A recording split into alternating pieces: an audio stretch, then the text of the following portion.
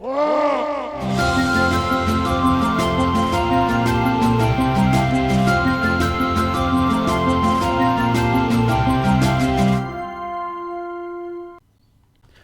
morning, gladiators. We who are about to play salute you.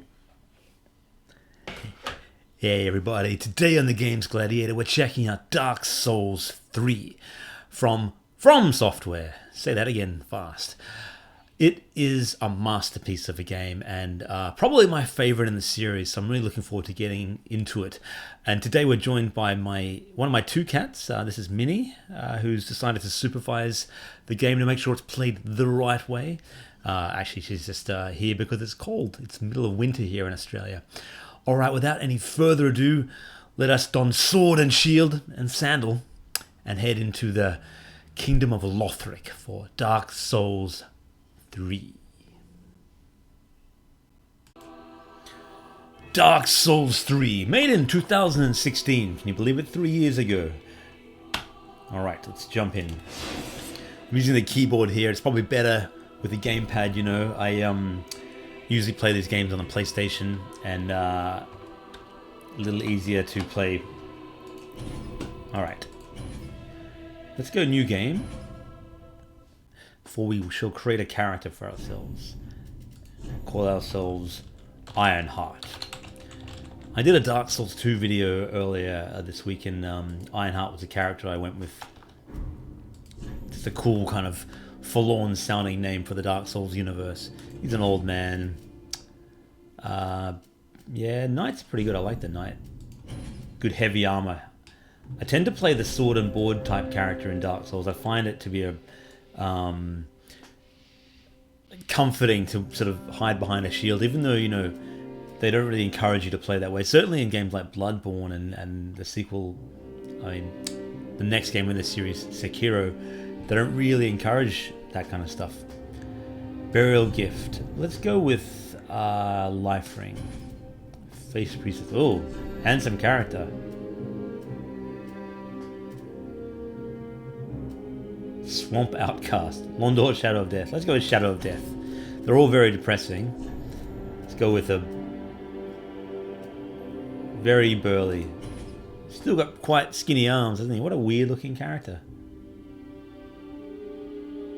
I wonder just because I've made him aged. Would he be, what would he look like if he wasn't aged? Mature. Still looks pretty old. Let's go aged. Alright, none of this really matters because most of the time you spend wearing armor anyway. So we'll just give him a beard and be done with it. Face detail.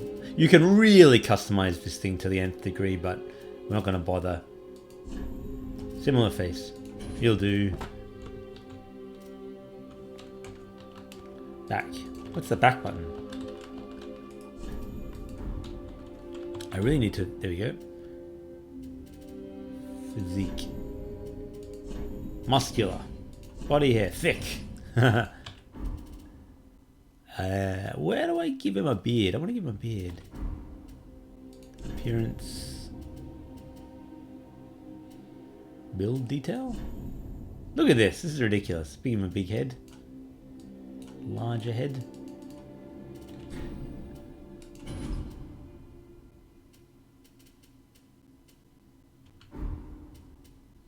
Whatever. Let us begin. Now, Dark Souls 3 is a return to form for the series, right? Because, I mean, I personally like Dark Souls 2, but a lot of people didn't, and it was kind of critically panned. Let's enjoy the creepy introduction in a forlorn graveyard. This is where you begin the game, actually, in Lothric, which is the new area for the game. Here's our hero rising from the grave. Ash and Ember. Ash and Ember is a big part of the game, this sort of visually. I can't remember, there might have been a cinematic introduction, but I don't remember. So here's our hero. Yeah, this is a return to form. The series creator, a guy called Hidetaka Miyazaki. All the good creators are called Miyazaki, aren't they? You know, Studio Ghibli, this guy. Read message. Camera control. Well, yeah. These are little... but he wasn't part of Dark Souls 2, but he jumped in to work on Dark Souls 3. And I think you can tell because the level design feels a lot tighter than Dark Souls 2, which... Although, as I said, I did love, and I thought it was great fun, this has felt like a more self-contained universe with secrets and areas that, you know, double back in each other and shortcuts and things like that. That is the first enemy in the game, and of course not the most difficult one, but, you know. It's interesting because it's telling you A and B and so on, but you're really using keyboard and mouse. I need to figure out what targeting is. Ashen Estus Flasks. They regain your mana, or your magical energy, really. So you can sneak up on this guy and give him a critical hit. Hey, guy! But I forgot to do that. Pillage a corpse. Now, I'm just going to quickly check out what the control for... Oh, this is that's the other fun thing about Dark Souls. The game doesn't pause when you go into settings menus, which is, you know, it's classic Dark Souls and it's delightful. You might, you know, someone might come to the door, or, you know, you might have a kid that's crying or something, and you want to pause the game, but you can't. So this buffoon with the crossbow needed to go down, giving us a fading soul. Yeah, so I still don't know what the targeting button is, and it's slightly distressing. I would have thought it was tab, but that's a shield bash, which is kind of cool. Yeah, I mean, I finished this game on PlayStation 4, finished the other Dark Souls games on Xbox, and I'm not... As you guys know, I'm not a particularly skilled gamer. I have a lot of fun with these, but it takes me a long time to play them. Each of the Dark Souls games took me 80 hours to complete, and, you know, hundreds of deaths. So I'm always amazed at people who can finish these games quicker than that, and also people that can finish the games on one life. People do that. Some people even finish this game without getting hit once. Now, that to me is just unfreaking believable. Oh! Yeah, we don't really need to fight that guy. He's a bonus character. You can beat him, but...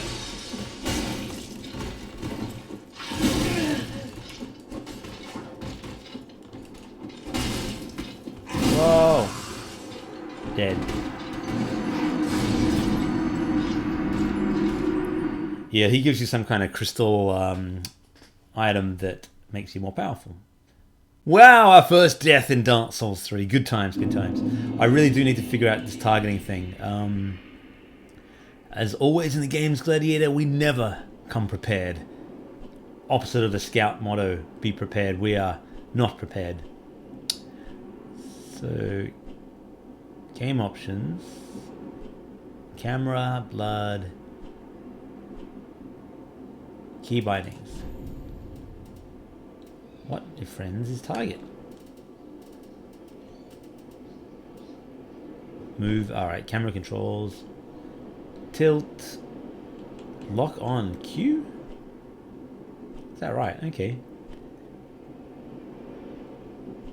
Yeah, you really want to use a gamepad for this, ideally.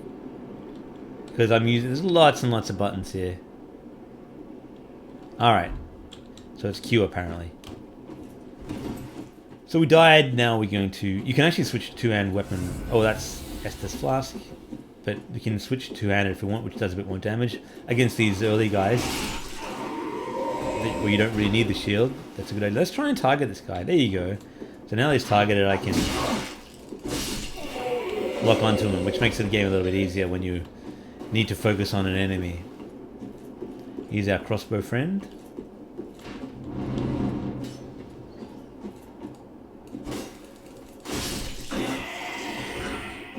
Let's make our way up to the first beautiful vista of the game. Look at this. Look at this stunning mountain scenery. Lothric is a beautiful, beautiful area, and it's... I actually prefer the Dark Souls 3 environment to Dark Souls 1 even, which I love. I've forgotten the name of... Was it Draenor? Dark Souls 1? Correct me if I'm wrong. Drangelic? No. Something like that. Didn't need that, but okay. Light the bonfire. As with all the Dark Souls games, bonfires are the most important thing in the game. They are your checkpoints, your save game, your place of warmth in a world of freezing cold and misery. So I could right now leap to my doom. Whoa! And I would return to the safety of the bonfire. When you do go back to a bonfire, of course, all the souls that you earned, all the money, and so on. Basically, souls are your currency. They're gone. They disappear. So we are now back at the Cemetary of Ash. A suitably miserable sounding name. So yeah, that's our souls. We didn't really have any to retrieve, but here's another clown. Should be using my shield block now. Now the first boss in the game is coming up. Would you believe it? Oh, I should have jumped onto that. Quite early. Oh, forgot about that guy. Boink. Well, the way I'm fighting, I really don't feel like we're ready to fight this first guy. And his name is Iudex Gundyr. Iudex? Iudex? I always call him Iudex. He's an awesome looking boss, and where you fight him is also beautiful. Look at this. Shallow pool amongst some stones in this sort of almost an arena, a coliseum. And on one side, you've got this perilous drop. I love all the stones in this game and the decaying stonework. You see a lot of it, and it just something about it I just fell in love with. So here's the first boss. You defeat him quickly. He no, he's not so hard, but if the longer the fight goes on, see the sort of tendrils of stuff coming out the back of him. They get really big, and then you've got to fight them as well. So we're gonna remove the sword. My gosh, it's gonna be fun. All right, and begin the first boss fight. It's actually pretty easy by Dark Souls standards, but I still die a lot. Okay, let's wail on him before he gets up. You know, you can really just do that sort of kiting, you know, ducking. But once you run out of stamina,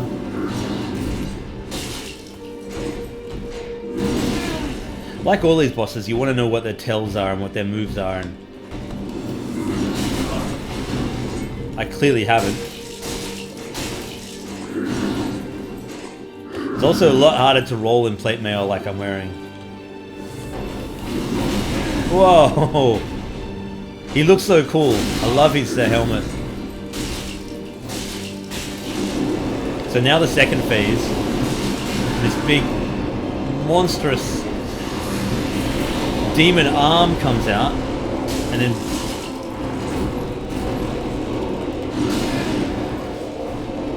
we're out of Estus.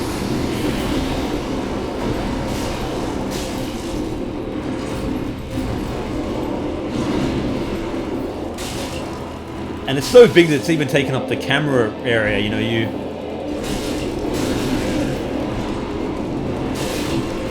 One hit. Alright, so we got him. And to tell the truth, I fought really badly in that battle. That's a really poor effort. But, you know, he's an easy boss. One of, you know, probably the easiest in the game. But, look... The first time I played this, I actually, for some reason, I don't know, I was either lucky or good, but I killed him before that thing came up, and I didn't realize that actual demon arm was a thing. But hey, at least I didn't die on camera. That was that's the first probably cool thing that Games Gladiator has ever done. Now we open the door and begin our passage into the next world. We're going to find a bonfire. Save our progress. Restore our Estus flasks. Look at this crazy big tower. You go there later, and up there is dragons and all sorts of horrific creatures. Some of the bosses in this game will just make you tear your hair out. There's nothing quite as tough as Smaug and Ornstein from the first one, which was this bastardly combination of a really big chunky guy and a really quick lightning fast guy. But some of the other bosses are enough to just drive you to despair. And you really want to play this game online because you can actually get other people to join you and help. Right, so this is the main hub world of the game. Embed the code. We're going to actually put the first bonfire in, or the second bonfire, but you come back to this area many times in the game. This represents the hub. It's almost like the Defiling, or it is the Defiling Shrine or Medulla from the second game. So we can chat to her. Welcome to the bonfire, unkindled one. And she will actually give us most of our quests and so on. And over in the corner you can see... Alright, and there's a blacksmith over here who will forge weapons for us. Of course, like in all Dark Souls games, do not attack these people. You only get one shot, and if you hurt them, they're dead, or they kill you, they never forgive you. That I know of. I think there might be some kind of device you can get to. And the hub has some kind of cool underground areas like this that, you know, you can unlock different things and a couple of secrets, but hey, we won't be exploring those in this video. What we see up here are 4 thrones to various kings, and you got to defeat them all. It's actually 5. You have to defeat them all to open the next portal. There's actually a tiny little guy on one of them. Oh yeah, it's hard to see, but we'll go over there. I'll just show you.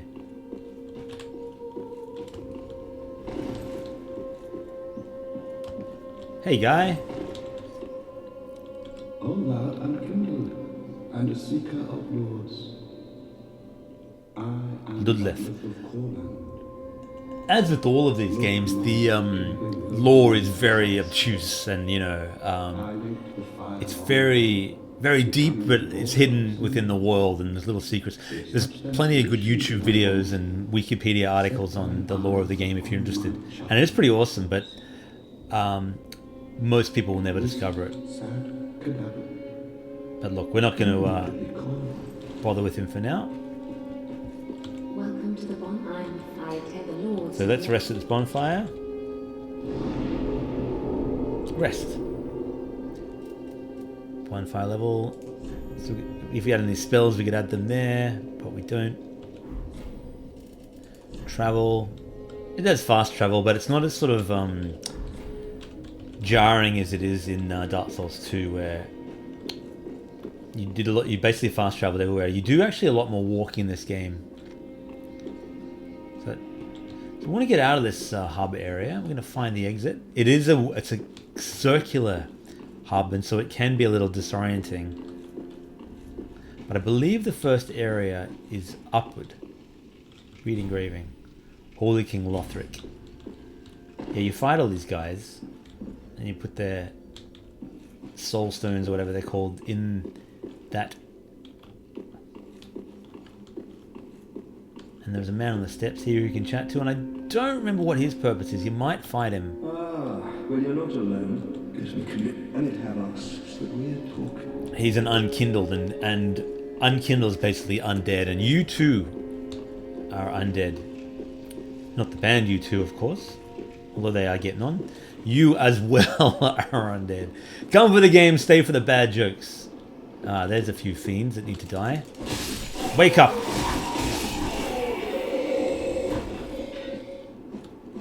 No sleeping on the job, friends.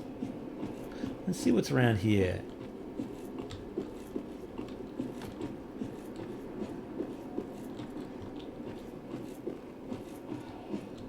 Whoa, whoa, what the hell is that?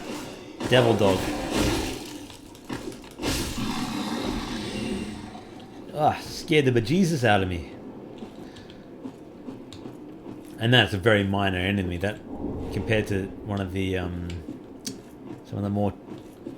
There are these enemies in this game that are really disturbing. One of them in particular is it's almost like this floating monk that has a brand, like this red hot iron brand, and it marks you, and you get this curse on you, and your health just goes down and down and down, and it really is kind of terrifying. Head up here. Ah, here's somebody who wants a sword fight. Someone a bit tough, actually. Right, this is going to be our first challenging fight, other than Iudex. Look at a samurai sword. Whoa, whoa, whoa, jeebus.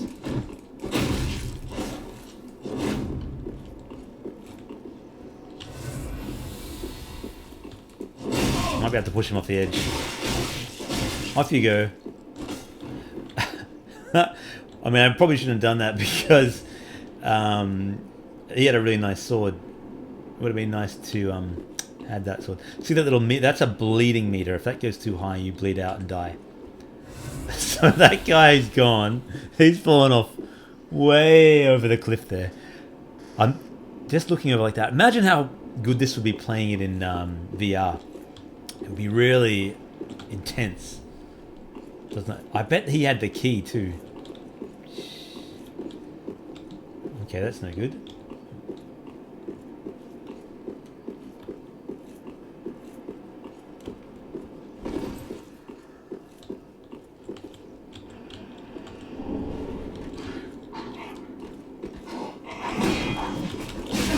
Beams! Whoa!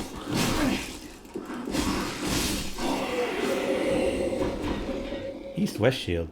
Probably better than our own, actually. Let's see if we can grab that. Inventory, equipment. Place that. It's not better. Too bad.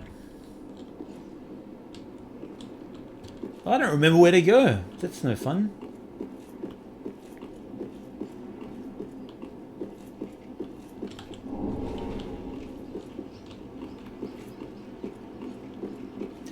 I love this game. I never played the 2 expansions, but I'm actually considering going back and playing it on my PlayStation when I get time. I mean, I never seem to find time for these things anymore. I mean, you probably noticed it's been a couple of weeks since the last Games Gladiator video, just because it's been so busy with life and family and working on Spartacus. Even with that, I get tired. You know, it's... My advice to you young gamers... Play all these games while you can. Never feel guilty about it. Have as much fun as you can with them, because there comes a time in your life when you still want to play the games, but you just don't have as much time. You can always find some time to play. I mean, I'm not saying these things will disappear completely, but there'll come a time in your life when you just don't quite have enough time to get through these things. I did finish Red Dead Redemption 2 this year, but that was over 4 or 5 months, and I had some friends that finished it in a couple of weeks. Friends without kids, of course. Kids are awesome. They are the best thing that ever happened. Well, I've only got one, but the best thing that ever happened to me. But it's also very time consuming. And even when they go to sleep, you get a bit of time to play some games afterwards. But by that time, you're quite tired. So often these Games Gladiator, half hour, an hour, however long I play these, that's the only real time I get to play games. Well, we can't go in there. Why not? It's locked. We need a damn key. Who's got the key?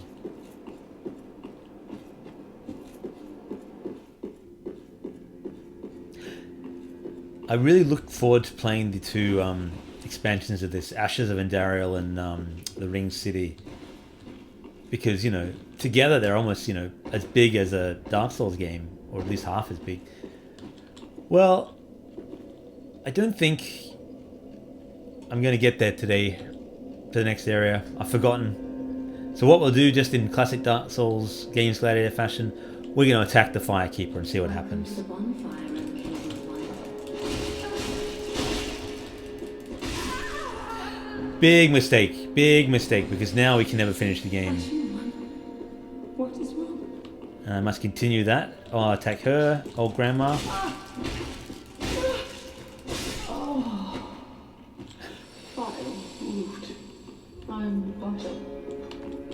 And we'll try our luck with the blacksmith. Hey guy, who's a bit tougher. Oh, he actually takes a few hits before he even tries to fight you.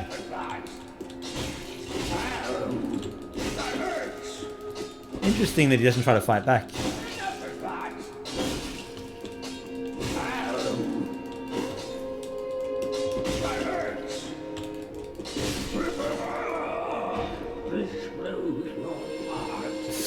Oh, with those two dead, or those three dead, we just cannot finish this game.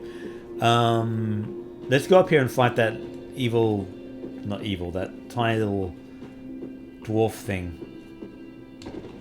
Because I never did this when I played properly, because you just can't. What happens? Can you hit him? Yeah, guaranteed that you cannot finish the game. You get a skull ring. What that does for you. Finally, our friend here. Hey, guy. What is it now? Blood and blood control. I'm a true never a man. Well, he put a stop to us. Alright.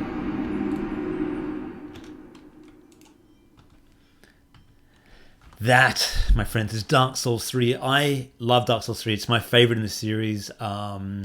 Unforgettable scenes, set pieces, and bosses, and the combat is tightened up from the first two. It's just a masterpiece. It's terrifying. It's sprawling. It's epic in every sense. My favorite in the series. And if you haven't played any of the Dark Souls, play the first one first. Even play the second one, but make sure you play Dark Souls 3. All right, everybody. Thank you for joining me on the Games Gladiator today, and I'll see you again in the next video. Bye for now.